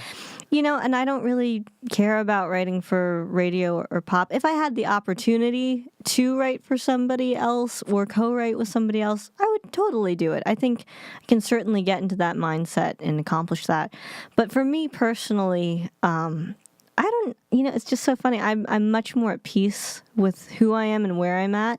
And like, well, I just want to start writing songs that I like, that I'm proud of, release them into the world. If they do well, that's fine. If they don't, that's fine. Like, at this point, all I care about is like being happy with what I'm producing, and whatever listeners get it, that's great. Otherwise, it doesn't matter. Yeah, right. Do you think part of that has to do with the sort of like innate stability that comes from, like, obviously your husband's right here, like, I know you just got married, but like obviously for me personally, I can relate to this in the sense where growing up, like in the different relationships I've had, different jobs and all that, you're kind of always the younger you are, like the more you're reaching for who you want to be and what you want to do, and like you kind of have all these directions and possibilities, and then the older you get, you kind of start to settle into who you are, and you figure out like maybe a career path or where you're going to live and blah blah blah. And I think for me at least, a relationship was a big part of that, where when I found the person I was going to marry and then got married, that was like a huge, almost not like a weight off my back, but like in a sense it took the edge off of feeling like I needed to prove myself in this particular way, you know what I mean? Because like it's like you have like you obviously saying earlier, you alluded to like being interested in multiple things now, and that's helped you kind of take some of the stress off of like this part of your identity. But for me at least, I mean, I know marriage was like a good one in terms of just getting me to stop freaking out so much about what you just said, like needing to be this like famous or amazing artist that needs to stand out in some way. Like it's like your priorities kind of shift. Like, do you feel that at all? I do. I think it's helped me anchor a little bit more and be more grounded. I think that, yeah, it's brought a lot more stability to my life, which just helps in so many different areas, just peace with, okay, I'm not just a singer-songwriter. Like, I'm in a relationship. I'm married. I'm a wife now. Yeah. And so I think there's peace in that. And also, Brant, my husband, is super supportive. And there's just a lot of, joy in regular everyday life outside of writing. And, yeah, I think getting older and being just having life experience under your belt to know, yeah, my priorities have shifted. And I think in my 20s, I would have looked at my, 31-year-old self and been like, oh my gosh, you totally settled and sold out. That's what I was going to ask, like, kind of like, like that's the perspective of the younger person. Right, exactly. Yeah, you get so You've fearful. given up. You've given up. You have settled for, like, living in a small town and blah, blah, blah, blah. Yeah. And now I'm the 31-year-old looking back at my 23-year-old self. I'm like, you don't know what you're talking about. There is so much more to life than you think outside of your singer-songwriter brain. You know? Right. And they both have curses. It's like, I don't know. Like I always... Everybody wants what they can't have, right? So it's like when you're that 23-year-old or whatever, all you want is this like big dream, like you want to like stand out, you want to be an individual and all that, and then it's like, it's in a way, as your priorities shift or whatever, like what you want changes and like who you are changes, and it's like, I don't know. Everybody's different. There's fallbacks that come with each one. Like I get like the more you like settle into complacency and like the sort of like normalities of life, then there are setbacks to that in the sense that you become more complacent and you become more stagnant in just how your creativity and like your openness like kind of shuts down a little bit because you get more comfortable. So I get that. Like I get like from a young kid or a younger perspective, like it's kind of scary to think like, is that gonna be my future? But like obviously it's part of growing up. It's just part of like the natural evolution of who we are. Like so like was there like a specific point where you remember like that shift started to happen? Like any kind of like event or anything that kind of drove you to change your mindset on that? I think when Brant and I started dating, and we were long distance, but okay. There was, Brant and I met in college, and we knew each other 8-10 years before ever, going out on a date, but we were good friends. And the friendship has developed slowly and sweetly over the last decade. And then I would say in the last 4 years, we started getting closer and realizing, okay, there's something more to this than just being friends. And I think probably that shift kind of coincided with that. And yeah, it's just been really good. And I think that's the most maybe that's the thing that got me, is because I'm used to having good equate with success in songwriting. And so when you find goodness in other parts of your life, it's like, oh, well, look at this. It's like a new discovery. It's a like new discovery. New part of yourself. Yeah. Is there anything at this point, like looking forward, anything else that you're thinking that you might get into, or like another direction of work or hobby or whatever? Sure. Yeah. I don't know that I'd want to do songwriting full time anymore. Like that used to be the dream, the absolute goal, but I really do think that stresses me out when you have like your livelihood dependent upon your art. Right. That's that for me personally just stresses me out. Yeah, it sucks all the joy out of it, and it's like, well, what will make me money, because that's what I really need. I like being creative in other ways. I really enjoy graphic design. Okay. I'm not super great at it, but I've made album covers for friends, and even that's how I got into, design, was because I was sick of paying other people to create show posters. It's like, I would just download these programs and do this all myself. Yeah. Same here, yeah. It's so funny when you're a DIY indie musician, how many other talents you take on, because you're like, I'm just so sick of depending on other people to do this. Dude, yes. So I would love to work more with artists and musicians. And, if I could, design Squarespace sites or websites or whatever. Yeah. I mean, that's fun for me because it's creative, and yet it's still, I have a very analytical side of my brain too that likes to be stimulated. So I think if my dream job would be to kind of, do the singer-songwriter thing, but also work with artists and build things for them. Yeah. So you're a pragmatist. I guess so. It's pretty rare for like a good artist, I should say. Like most, and this isn't a trash talking jab at people, but like most of the best artists I know are pretty chaotic in their lives. Yeah. You know what I mean? Like their schedules are pretty volatile. Like they're not. They're always in crazy relationships and traveling and working part-time jobs. Yeah. And if you ask them these types of questions, like, oh, like what's your 5-year plan, or like what do you think for the future? It's just like, this is it, man. This is it. Like I'm gonna be a songwriter. Like I'm just gonna keep doing the dream. And it's like, it's good to have that balance, I think, to a degree. You know, but I've thought about that too. And I'm like, is the reason I'm not writing the music I want to is because I'm too square? It's like, is that why? Like, do I need to be like, am I lame? Yeah. Do I need to be like way more like messy, slovenly, late to things? Because that's like the mark of a good musician, if they're like constantly late to stuff. Yeah.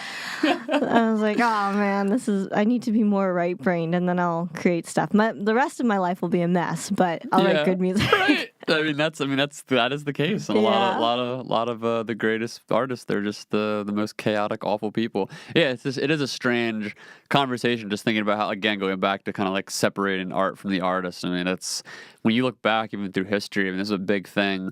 It's a big thing, and this is kind of like a sidetrack or whatever. But like, it's a big thing in like the age of the internet now, especially where there's like a digital record of everything, and we have access to communicate. Like someone like you or I, who before wouldn't have really had a voice in terms of like radio or commercials or whatever. Like now we can create our own voice, and it's been interesting the past like several years at least.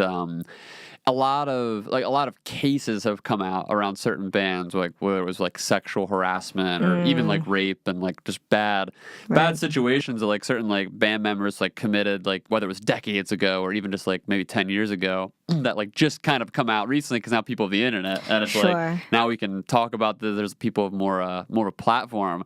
But it's interesting because it kind of, obviously, like each one of these cases is different, and they should be addressed on their own merit and all that. But on a broader level, it's interesting just thinking about how there is this idea of separating art from the artist, and in terms of like going back, you can go back hundreds of years to like philosophers and like great painters, and like most of these people, I would have to imagine have been pretty sickly people in some way. You know what I mean? Whether it was like maybe just like a perversion, or maybe like actually like dealing with psychosis on some level. Like a lot of the greatest artists have been severely mentally ill. So it's just interesting, you know what I mean? Like there's levels to what warrants a good creation. It's not always that. It doesn't have to be that. It's not like all artists are terrible people and crazy people. Right. But I think there is something to be said about like there's like almost I don't know what you want to call it.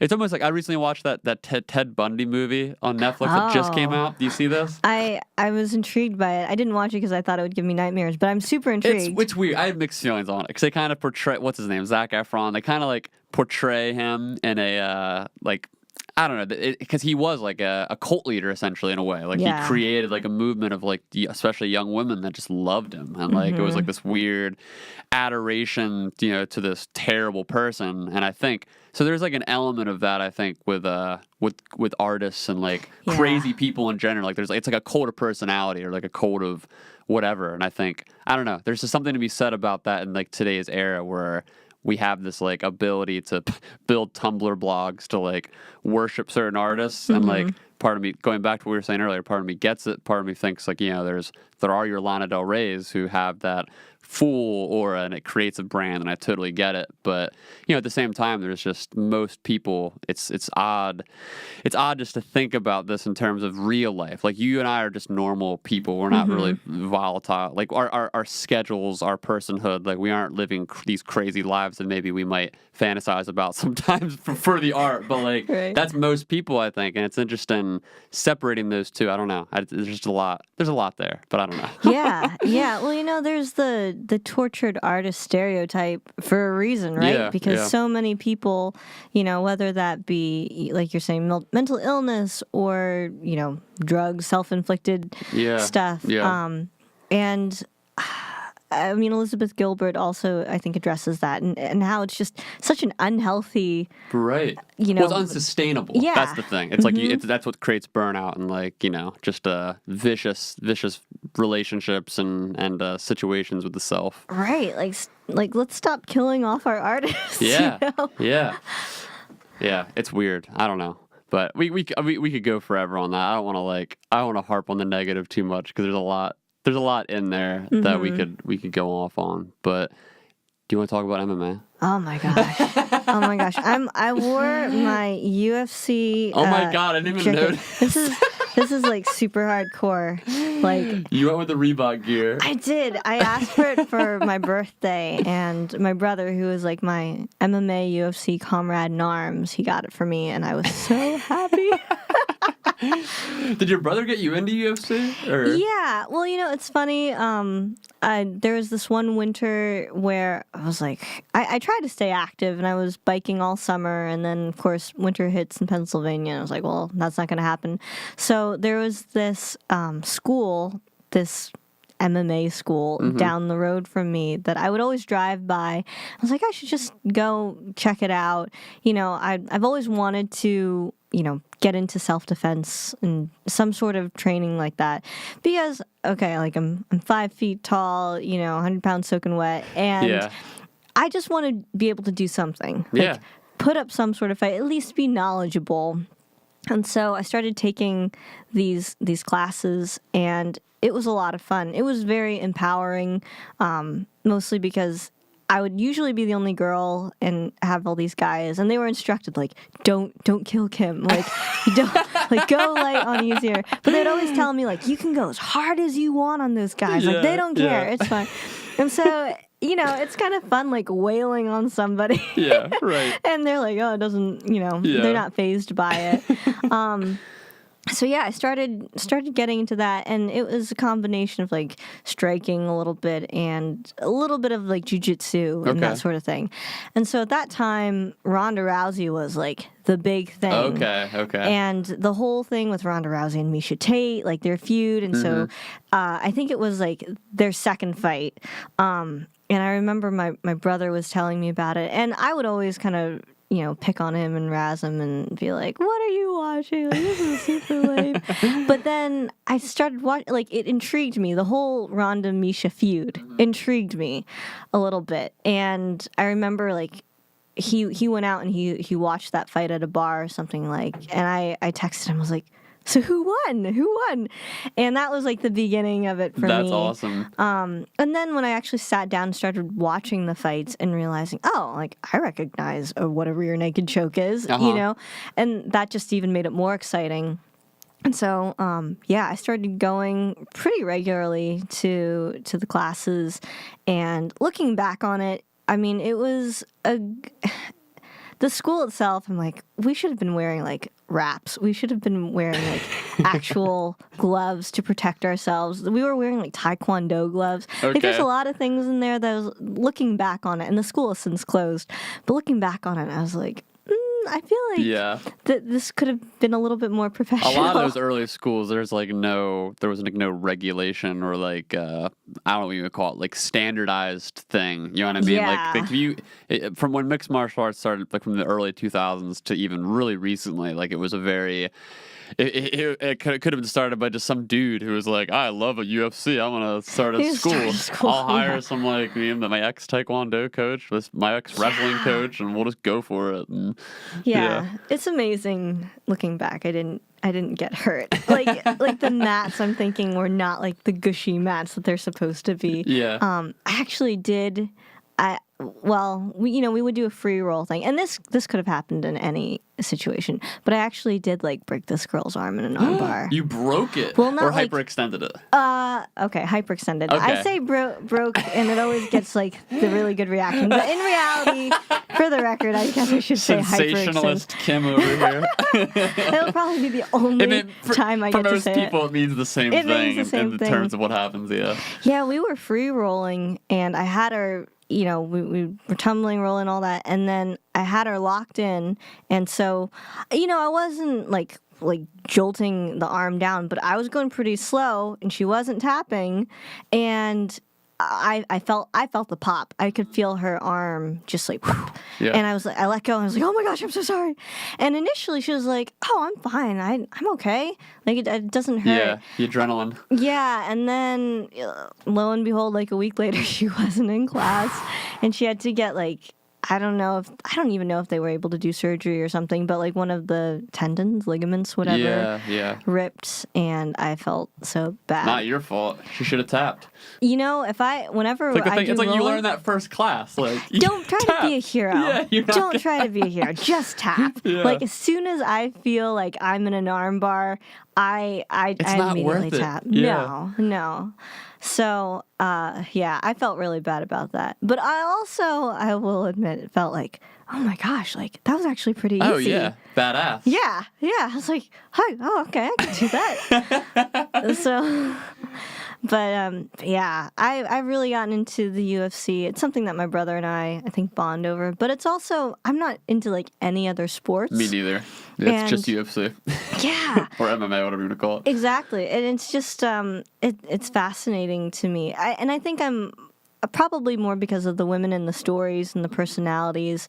Ronda Rousey, you know, she, love her or hate her, you know, she was super instrumental. She got millions of, especially, not just fans in general, but specifically young girls interested in sports. It's like hey, you have a model now. Yeah. You know? Yeah. And to see someone that dominant and just clean everybody up until the infamous Holly fight. But Ronda Rousey, to me, is the argument that diversity matters in terms of who we look up to, like in art and like in media representation. Like this is a debate. I've heard this. I've had this debate, and I've heard this debate in a ton of different contexts, just in terms of like diversity for the sake of diversity, and like, or diversity based on skill and all that. And I understand there's a lot of like nuances there, but just in terms of like what it can do, like the whole Black Panther thing. Like I watched Black Panther as a movie, and I thought it was a good movie. I didn't think it was the greatest movie ever. I thought it was a good, but I'm also not like a huge superhero type fan, whatever.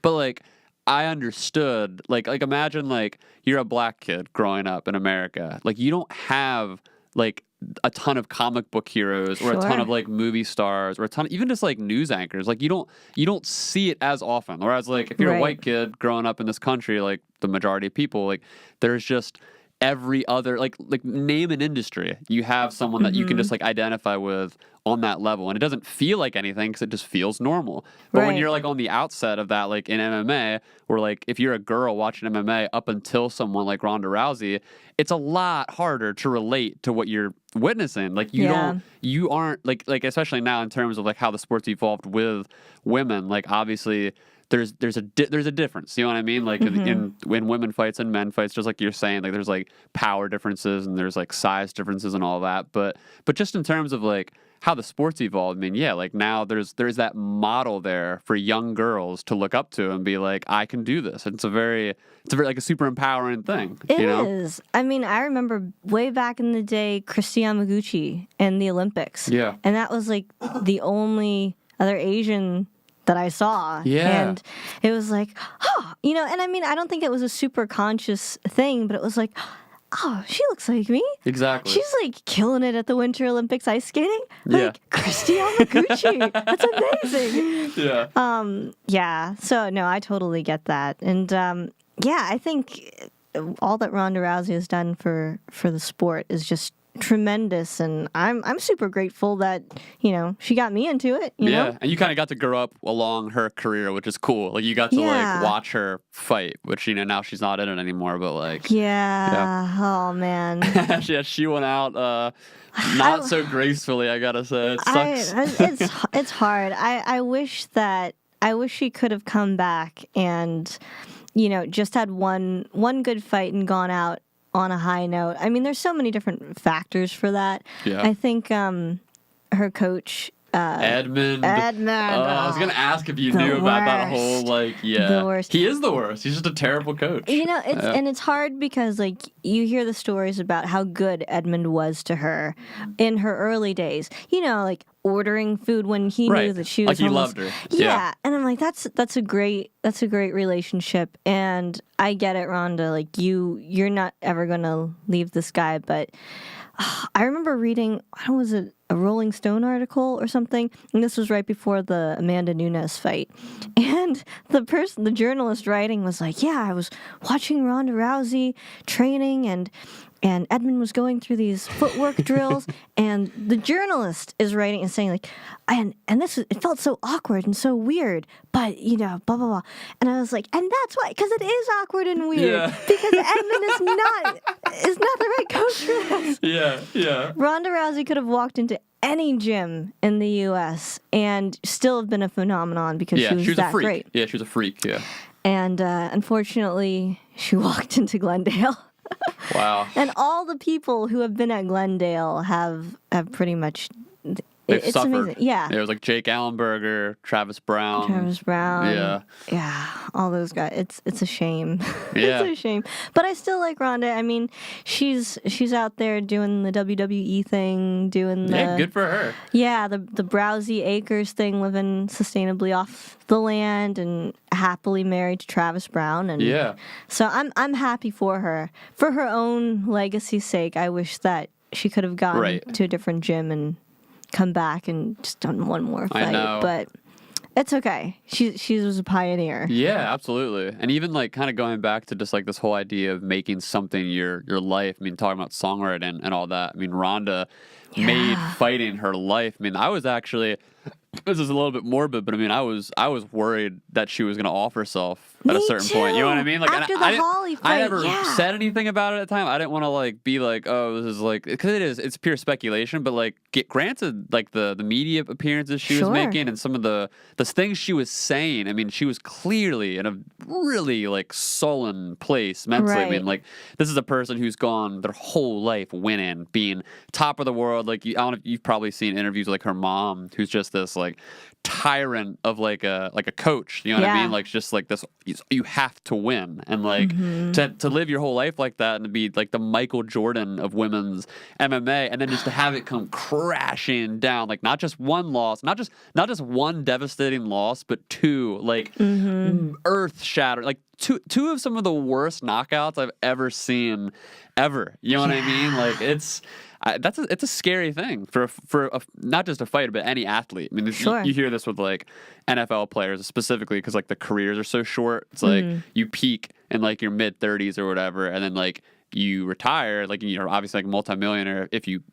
A lot of them aren't good with their money, which is really sad. But like say you have money after that, like you're done. But then it's like these guys are just so mental, like they get depressed. They lose sight of who they are. 'Cause it's like your whole life is built around this. So it's scary. It is. I think I did remember Rhonda going on Ellen and talking about that initial loss to Holly Holm and just suicidal thoughts. And I mean, it makes sense. Like if that's all that you built your life upon. Yeah. And I mean, she came out later and said, like that losing that fight was the best thing that ever happened to me to get my priorities in order.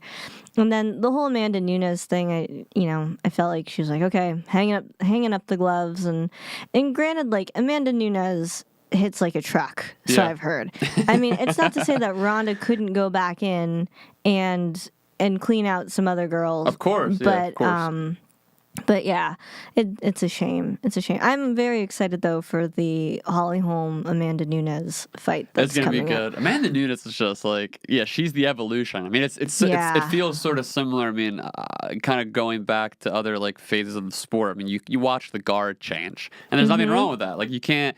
There's always gonna be like your dumbass fans that are like, oh, Ronda was never that good. It's like she was literally the best in the world. Yeah. Like you can say what you want about like her striking having flaws or whatever, but like at the time she was the best. Like life evolves and the sport evolves. Like if you planted like prime Anderson Silva of like 2008 in the cage with like current prime like I don't know, like what's his name, Robert Whittaker. I would imagine Robert Whittaker would kick his ass. Like I don't know, but like the sport has evolved so much since that point. Like the guys that are coming up now, like Amanda Nunes, are just like it's the next level, Yeah, we've got these these women or men too that they're boxers coming into MMA, or they're judo and they're coming into MMA, and now you just have these kids who are like they've been in an MMA gym from day one since they could walk. Yeah. And so it's really just interesting to see, like you said, the guard change. Although, it's hard. It's sad too, because I think a lot of the fun of the UFC and MMA is you have these titans that are invincible for a stretch, like Ronda, like Connor. Yep. And whenever they go down, there's like this initial like, oh my gosh, it actually happened. Yeah. But then it's kind of like, it's sad. Well, who there's nobody else like even that. if you hated them, it's sad. Like it's the big thing with Jon Jones. Like a lot of people don't like Jon Jones based on all the stuff he's done and everything, but it's like I still root for the guy, not because I think he's I think he's probably a pretty bad person. Like I don't know. If just grant, like if I'm just looking at like pragmatically like who he is, like his record and all that, he seems like a pretty bad dude. No matter how well intentioned he may be. But I look at him, I root for him because I'm like, this guy, he's like one of the, I think he might be the last, like you're saying, titan of the sport. Like I feel like you're not seeing as many titans anymore because now, like you said, everyone is so good and so well rounded. Whereas like back in the day, there was only one GSP who could double leg the entire division. There was only one Anderson Silva who could like matrix everybody in the division. Like you go down the list, like that just doesn't really exist as much today. Yeah, it's funny though because Amanda Nunes has been on a tear for the longest time. I mean, I think her last loss was like to Kat Zingano, and that was a while ago. And she moved to American Top Team, and clearly she's gotten better. I mean, the fact that she knocked out Cyborg, like, it's so insane. My jaw was dropped. And trust me, I am not like an Amanda Nunes. Let me go on the record here. I'm not an Amanda Nunes fan. And it's not even because like I don't have any personal, beef. Like she, but you have that one fighter too that you love to hate. Of course. And she's the one fighter that I love to hate. Actually, her and Cyborg. And when she and Cyborg went, I was like, who am I going to root for in this? I was like, I'm going to root for Cyborg because I really don't like Amanda Nunes. And then Cyborg failed me. I was like, you have one job. Everyone was expecting her to smash her too. I know. You just can't go in brawling and like a crazy shooter boxer. But but no, Amanda Nunes, I will give her credit that the fact that she's just been going down the line, and even the Valentina Shevchenko fight, I feel like it was a close one, but that's why they say never leave it in the hands of the judges. Yep, absolutely. And so she won. But Holly, I'm like, the fate of the universe rests on your shoulders, Holly Holm. I mean, I'm not super confident because I don't think Holly really has the killer instinct. She doesn't. All she has the ability to be on the outside and to pick her apart with good kicks and distance boxing. But I mean, Amanda closes the distance, like just like with a Cyborg. I mean, to close the distance on Cyborg, it's like she's like a natural, like she could be a 160 pounder, and like fighting at whatever they fought at 145, I think, right? It was a catch weight. And Amanda's not a big, she's like an average 135, or like I'm sure Holly Holm will like dwarf her in size. Yeah, Holly, I mean, she can get on her bicycle and she's cardio for days. And my only hope is that maybe Amanda's gas tank has not always been the greatest, although I think since she did okay. She paced herself in the Valentina fights for sure.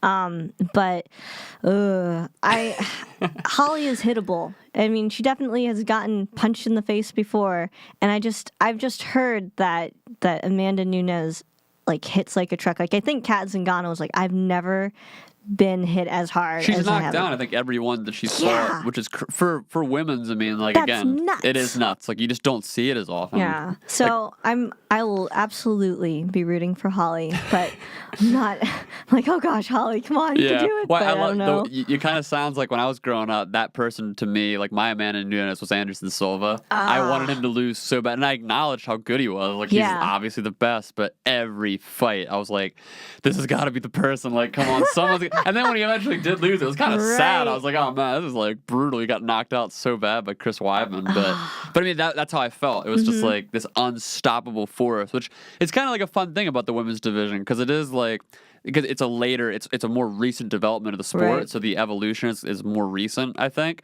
So like you're seeing more people like with the women's strawweight division. Yeah. How like JJ, like Joanna Jędrzejczyk, she was on top for so long and like Yeah. destroying everybody Ronda style. But then Yeah. like Rose Namajunas Yes, comes along and you're like, she did it. this is the evolution. Like this is just as these women just catch up with the talent caliber. It's just you're gonna get more and more of that like Right. competitive. Like you're gonna see the Titans start to fall. That's so true. JJ was so good. Yeah, unstoppable. Looking. Unstoppable.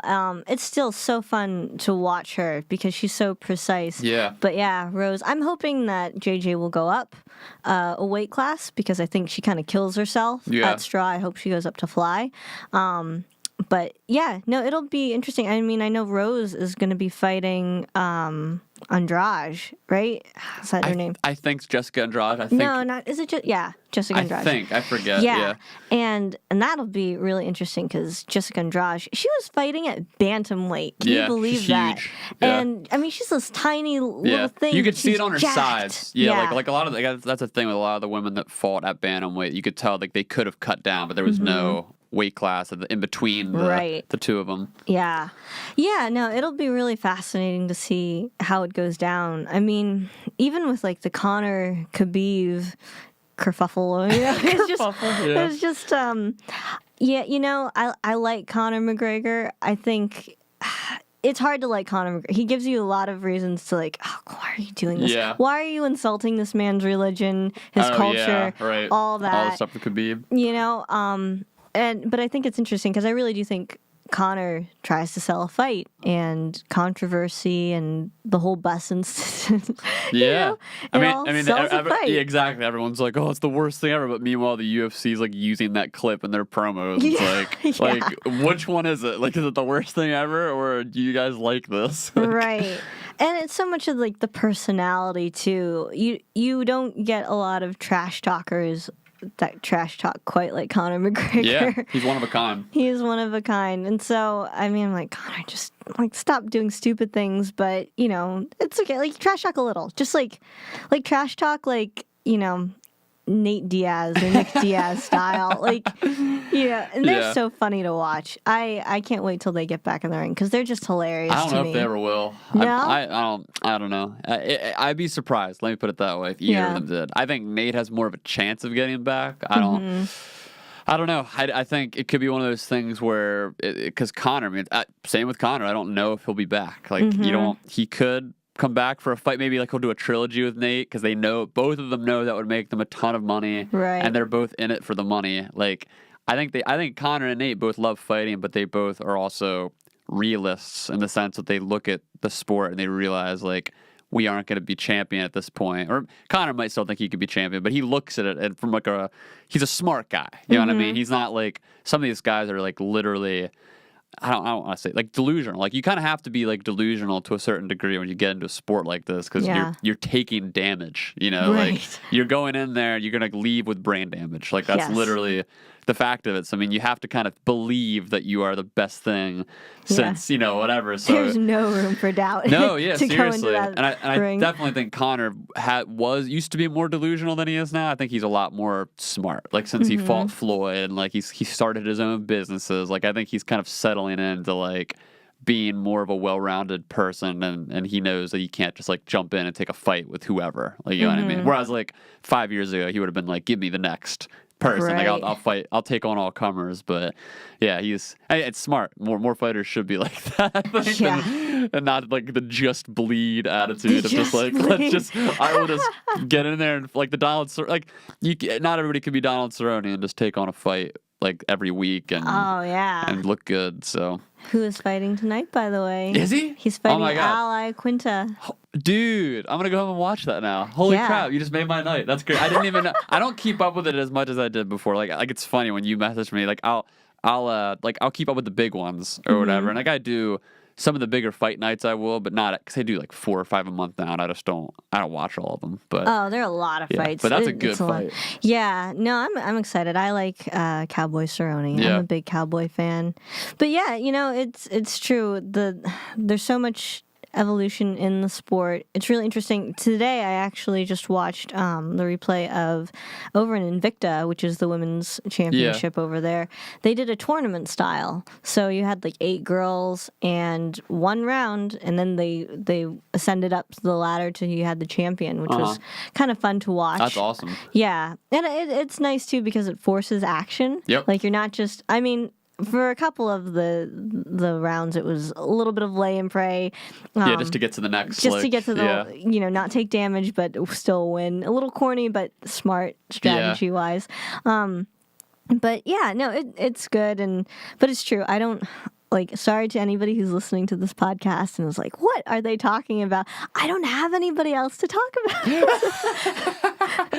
Yeah, we gotta all get together and watch a big fight card coming up or something. Because I don't either. One of my best friends, Leo, he practices, he does BJJ and all that, and he's really, really into the sport. And obviously, my dad got me into it. He's a Renzo Gracie black belt actually. Right. So that's crazy. Yeah, I know. And he literally I've talked about my dad a little bit on this show, but he's a testament to you can do anything, in the sense that he literally started jiu-jitsu, I think at age 44 or 45. Wow. And he got his black belt at age 44, which is just, or 54, which is just, yeah. 10 years is super, quick. It's very quick. Yeah, for people that know the sport, it usually takes people 20 or so years, and he just does it every week, going up against younger, stronger, hungrier guys, and it's just, that's awesome. It's wild. But yeah, so it's I don't have many people either that are into it, so or at least into it, you know what I mean? Sure. Some people come watch the fights and they'll enjoy it, but you actually follow the sport, Sure. And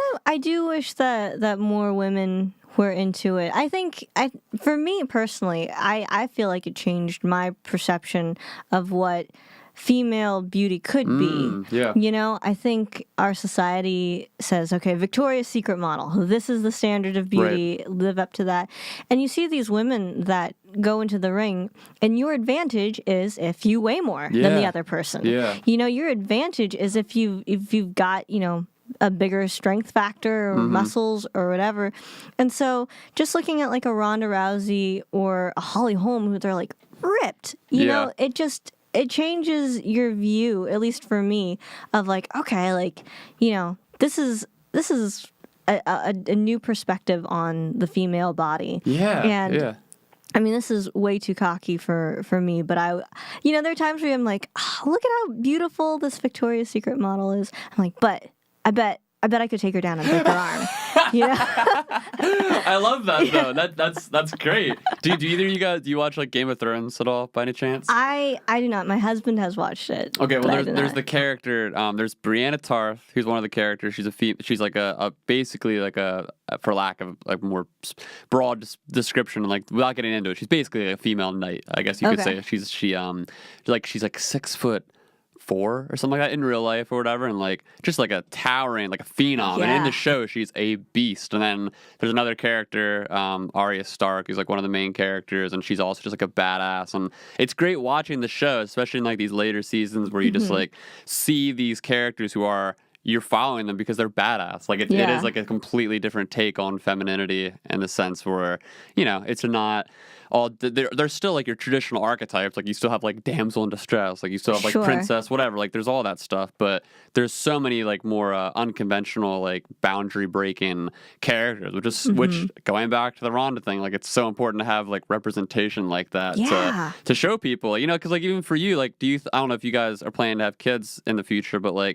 thinking about in terms of if I have a daughter, I definitely want my daughter to take self-defense, BJJ. I want to take jiu-jitsu. Yeah, I want them to know this stuff. It's why wouldn't you? It's so you look at the world today, and it's obviously there's always been problems with the world or whatever, but why wouldn't you want to give your daughter tools of empowerment in that way? I don't have it some kind of idealized version of what if I even have a daughter, what they would look like or how they should be, but so something about just MMA as like a, not, I don't want to say principle, but like it just drives, it creates character in a way. Like it gives you confidence, like you said. Like it gives you a sense of self because like you're aware of your body, you're aware of like how strong you can be, you're aware of how strong other people can be. Like these are things that just, they're very encouraged for men. Like growing up, Right, like true. I grew up wrestling. Like it was like a normal thing, you know, like even if you didn't grow up wrestling, you wrestle with your neighbors, your brothers, whatever. But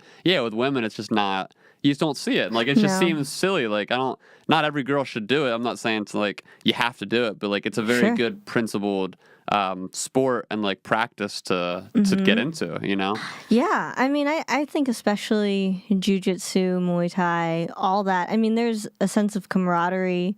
You know, I go train up in Copley at Hammer MMA, and yeah, I mean, it's pretty low key. Everybody's really chill, but there's always like a fist bump at the end, and it's just like another sense of community. Yeah, and you know, encouragement. And you know, some of the guys spar and that sort of thing, but it's always, you know, everybody's pretty cool that it's not like I'm not here to like rip your head off. I'm here to help you get better, iron sharpening iron. And I think it's great. And just breaking down like stereotypes of girls that aren't able to do things. There's so many times I watch shows and, you know, and then this woman balls up her fists and throws a punch, and I'm like, oh, that's not how you throw a punch. I'm just like, yeah, especially today, you'd think there'd be like some producer or writer in like more of these movies and shows and whatever that would know. Like, the knowledge, it's very easily accessible knowledge at this point. You know what I mean? Yeah. Even like in action movies, I'm like, that's not how you choke somebody. That's not how you choke somebody. Or even, you know, and to be like really honest, like there's no way a girl is also, most of the time, like at least not me, I'm not going to be able to knock out a 200-pound guy. Of course, yeah. You know, with one punch. There's a spectrum. And so it's also really funny when you see, you know, action where like you have this one lone female who's like kicking everybody in the head and they're all going down. There's like a suspension of disbelief in like in all those types of action whatever movies. But I think just arming yourself with the knowledge, like, okay, God forbid, you know, I ever find myself on my back in the guard position, you know, that I'll at least have some frame of reference of like, okay, this is what I might be able to do, you know. What actually happens in real life is a whole other situation scenario, but I know that I would want to at least give my kid the possible tools to get out of that situation. Right. So yeah, because you don't. I mean, like you said, real life. Who knows? I mean, you could be like you. I've heard this story a bunch of times where it's like someone who's an MMA fighter or whatever at a bar. Bar fight starts. MMA fighter tries to stop the fight or whatever. Gets knocked out by a haymaker. It's like you could be the most prepared, trained person. Like you don't know what real life is going to be. Like it could be some 300-pound dude at the bar who just like from the corner of your eye just swings a haymaker and knocks you out. And you don't even see it. Like you could be the most skilled fighter ever, and that happens to you. So like it's more about, like you said, the principle and like having those tools to help you counter, like to help. It almost helps like calm your fears in a way, like even in distressful situations, because you already like your body knows how to react. You know what I mean? Like there's, when you get knocked down for the first time with a punch or taken down, like I've been, prior to ever training MMA, like I remember getting in fights and like getting taken down. Like it's literal panic. Like when you have someone just knocked you down or took you down, like you have someone on top of you, I mean, you freak out. Like you don't, like what the hell do I do? I'm on the ground, like there's a body on top of me. But when you've been there 1,000 times, it definitely helps the muscle memory. Just like not to say it's gonna like fix it every time, but like gives you that tool set to calm your nerves and just react without even having to think about it. You know? And that's always the hope, that you have that option. I mean, I was recently reading an article where this woman was a kickboxer and she was sexually assaulted and her mind just like froze. And even though she had all this years of training, you know, and it was a healing process for her because she's like, I know how to take care of myself. Yeah. And I know how to like punch people. I know how to do that. But in that moment, the trauma of it, she totally blanked. And so I get that. Like, it's not a fix-all by any means, but I think just giving yourself options, giving yourself tools, there's no harm in doing that for yourself. And there's so many other, like you said, there's so many other lessons of like discipline and camaraderie, and like you just get so much from it. It's not just like I'm gonna learn to kick somebody's ass. Like there's definitely those dudes, like we all know, especially nowadays, like because it's become so popular, like there are those like bros who are growing up like, I just want to learn how to like beat somebody up. Like I've seen them at the gyms. They exist. Yeah. Like they're the guys that go extra hard. They look to pick fights. They like when you're in sparring and like they're turning it up and you're kind of like, dude, why did you just hit me that hard? Like, why? Yeah. Like, they want to This get is you unnecessary. Yeah, like they want to turn it up, and there's definitely that part of that, but as a whole, like I think there's the discipline, the practice of martial arts is like it's unlike any other sport or anything else. It makes everything else look really wimpy to me. Like, I'm sorry. Watching like baseball and like golf. Or football. I mean, football, granted, I get it. Like, people get concussed all the time in football, and that's really serious. But at the same time, I'm like in MMA, you're trying to punch people in the face. Right. You know? Like everything else is not as tough as MMA. Totally, yeah. You can acknowledge there's like obvious athleticism in those like major sports, but it's a completely different. Like there was a season of The Ultimate Fighter like 10 years ago with the heavyweights, and it was all it wasn't all. It was mostly ex-NFL players and ex-football players. Yeah. And it was like obviously a lot of these guys are athletes, but like it was interesting watching the show, and like they were all getting gassed, like they were running out of steam, they were getting choked out. Like it's just like it's just not the same. Like when you watch fighting, it's like any football player who has trained in the sport knows that like there's like levels to this. There's different types of athleticism. Like you can run a marathon and suck at sprinting. Like that's just kind of how it is, you know. So. Sure. Yeah, it's so much more nuanced than I think people give it credit for, than I gave it credit for. And so it just opened up to an interesting world for me to enjoy. So yes, all that to say, if you're still listening, thanks for bearing with us. But yes, I do enjoy the UFC and MMA. Well, I love that you're into it. I love that we got to talk about it. We can end it there. We've been going for a while, but I appreciate the conversation and like sharing all these experiences and all that with songwriting, kind of how you've changed over the years. I don't think I've done at least a podcast with someone who's at the phase that you're at, which is similar to where I'm at. You know, like most people I talk to, like they're still in the thick of it, you know, so it's good to have like that storyline, you know, to be able to demonstrate what it looks like. Yeah, no, definitely. Like I said, I've been writing a lot, and I'm hoping this summer to start paring down some of the songs and going through and seeing what do I want to release? What do I want to put out there? And I'm excited for that because it's been a while since I've It's fresh. Yeah, it's fresh. It's new. It's definitely new for me. So I'm looking forward to get back into people's ears. Cool. Well, I'll plug like links and all that in the show notes. Was there any like specific place you wanted to send people? I guess you could send them to kimedwardsmusic.com.